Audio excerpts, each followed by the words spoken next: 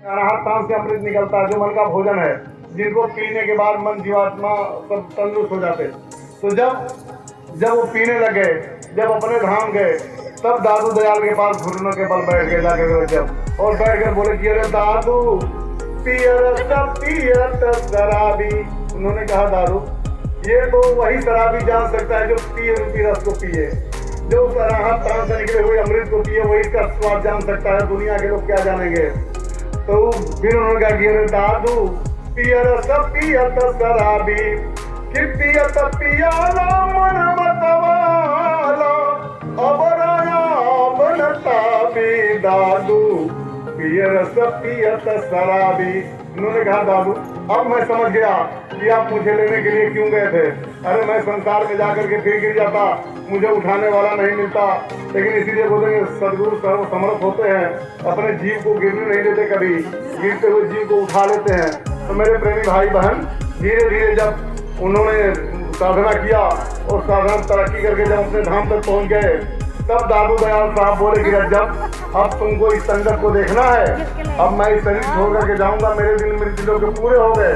तो रज्जब रोने लगे, बोले सरकार अगर आप चले जाओगे तो मैं देखूंगा किसी ना, एक आप ही तो हो इस संसार में देखने वाली वस्तु, जब आप ही नहीं रहोगे तो मैं किसको देखूंगा, तो ये दुनिया को मैं नहीं देख सकता।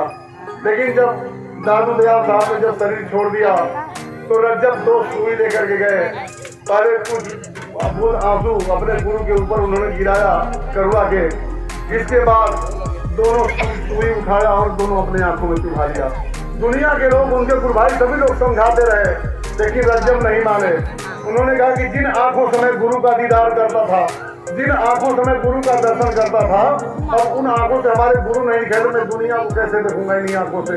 इसलिए अगर मेरे गुरु नहीं दिखाई देंगे तो मेरी आंखें दोनों बेकार है। तो मेरे प्रेमी भाई बहनों, जब तक इस संसार में रज्जब रहे, दोनों आंख से अंधे होकर के रहे, तो गुरु की याद में, गुरु की मौज में, गुरु की भक्ति और गुरु के ऊपर लोग जान न्यौछावर करने वाले, तब वो गुरु धाम मिलता है। मेरे प्रेमी भाई बहनों, अभी तो हम सभी लोग जब गुरु की सेवादारी नहीं कर रहे हैं, गुरु की सेवा नहीं कर रहे हैं, जब सेवा देने के लिए लोग आते हैं तो लोग खेतों में निकल जाते हैं, सेवा देने नहीं चाहते, कैसे आप अपने धाम पहुंचोगे। तो जब ऐसे लोग पहुंचते हैं तब उनको अपना धाम मिलता है। तो इसीलिए शिष्य अंत में अपने गुरु महाराज से विनती करता है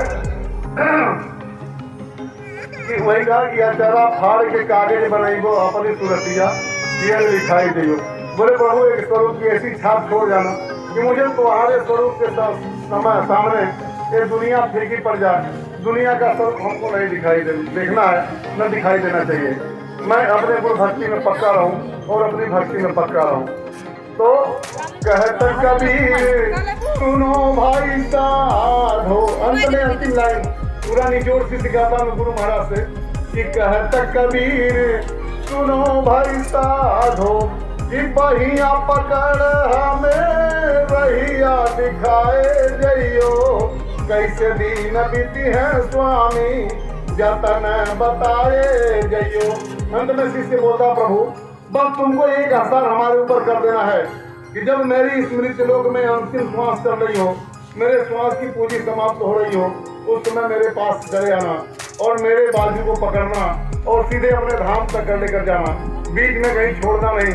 अगर कहीं बीच में छोड़ दिया, मैं भटक भी गया, तो अगर मेरे भटकने का जिम्मेदारी या दोस्त आपको लगेगा, दुनिया दोस्ती आपको मानेगी, क्योंकि मैं आपसे जुड़ा हूँ, आपके नाम से मैं हूँ, मेरे नाम से आप नहीं। इसलिए मेरे मालिक बस आपके नाम का मुझे सहारा चाहिए और मैं इस संसार से निकल जाऊंगा। तो मेरे प्रेमी भाई बहनों, इसी के साथ मैं अपने वाणी को विराम दे रहा हूँ। हमारे कहने सुनने में जो भी त्रुटियां हुई होंगी मैं आप सभी भाई बहनों से क्षमा चाहूँगा, माफ़ कीजिएगा। अरे